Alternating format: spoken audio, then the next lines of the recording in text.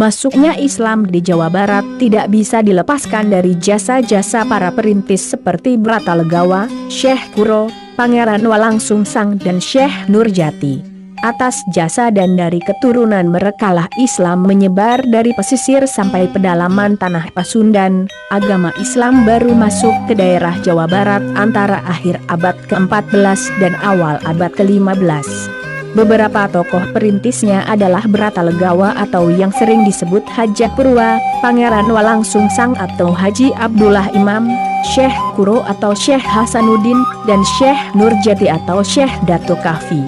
Bratalegawa menyebarkan agama Islam secara terbatas di Galuh kemudian di Caruban bersama Pangeran Walangsungsang. Syekh Kuro mendirikan pesantren di daerah Karawang pada tahun 1416 karena pada waktu itu Karawang menjadi daerah yang pengaruhnya agama Hindunya cukup kuat.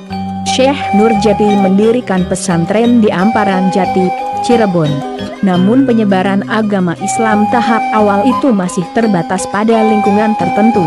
Bratalegawa atau Haji Purwa merupakan putra kedua Prabu Guru Panggan di Paramarta Jaya Dewa Brata atau Seng Bunisora penguasa kerajaan Galuh.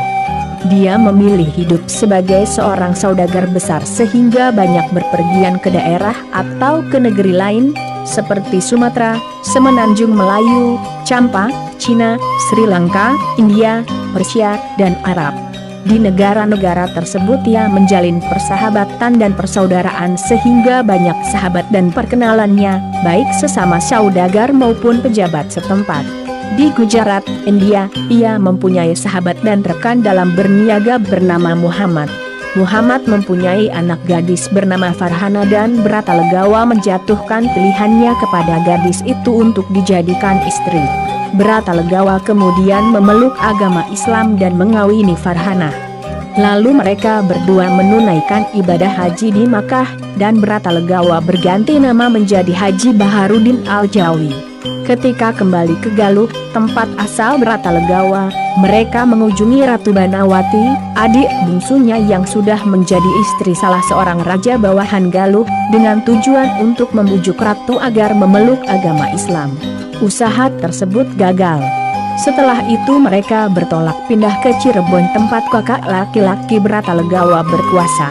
Usaha untuk mengajak kakaknya pun gagal. Kegagalan tersebut tidak membuat hubungan darah di antara mereka menjadi putus. Terkadang Bratalegawa ikut membantu saudaranya bila dibutuhkan. Di Galuh, Bratalegawa dan istrinya tercatat sebagai orang Islam dan haji pertama, oleh karena itu ia kemudian dikenal dengan gelar Haji Purwa. Purwa berarti pertama.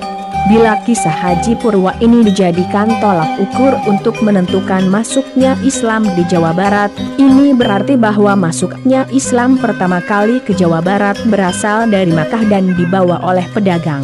Lalu awal penyebaran agama Islam tidak hanya di pesisir saja, akan tetapi di pedalaman, walaupun penyebarannya tidak meluas di masyarakat. Pada tahun 1409 Kaisar Changtu dari dinasti Ming memerintahkan Laksamana Sempobo untuk memimpin armada angkatan lautnya dan mengerahkan 63 buah kapal dengan prajurit yang berjumlah sekitar 27.800 orang untuk menjalin persahabatan dengan Kesultanan Islam.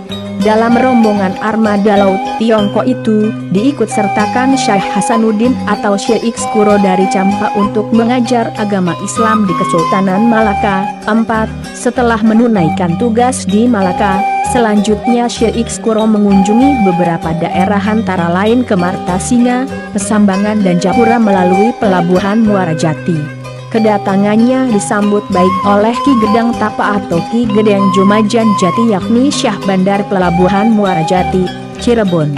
Ki Gedang Tapa merupakan putra bungsu Prabu Hestu Kencana atau Seng Prabu Dewaniskala. Perjalanan penyebaran agama Islam oleh Syekh Kuro pada waktu itu tidak berjalan mulus. Raja Pajajaran yang bernama Anggalarang pada waktu itu melarang penyebaran agama Islam yang dilakukan Syekh Kuro. Perintah itu pun dipatuhi oleh Syekh Kuro. Atas kejadian pelarangan itu, ulama besar tersebut berpamitan kepada Ki Gedang Tapa. Dengan rasa prihatin dan keinginan untuk menambah pengetahuan akan ajaran Islam, Ki Gedeng Tapa menitipkan anaknya yaitu Nyai Subang Larang ikut bersama Syekh Kuro untuk mempelajari agama Islam. Beberapa lama kemudian Syekh Kuro berniat kembali ke daerah kerajaan Pajajaran untuk menyampaikan ajaran Islam dengan membawa serta beberapa santrinya dan Nyai Subang Larang. Sesampainya di pelabuhan Karawang, Syekh Kuro banyak melakukan aktivitas dakwah yang santun sehingga banyak diterima oleh masyarakat di sekitar. Berita tentang dakwah Syekh Kuro di Karawang ternyata sudah terdengar oleh Prabu Anggalarang. Sang Prabu pun melakukan tindakan pelarangan seperti yang dilakukan sebelumnya dengan mengiring utusan yang dipimpin oleh putra mahkota yang bernama Raden Pamanah Rasa atau yang terkenal dengan Prabu Siliwangi untuk menutup pesantren Syekh Kuro.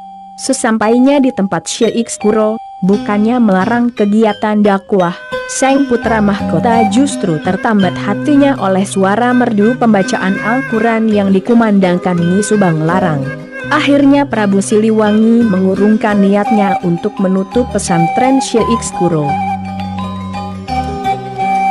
Jempol, subscribe, dan tanda loncengnya agar tidak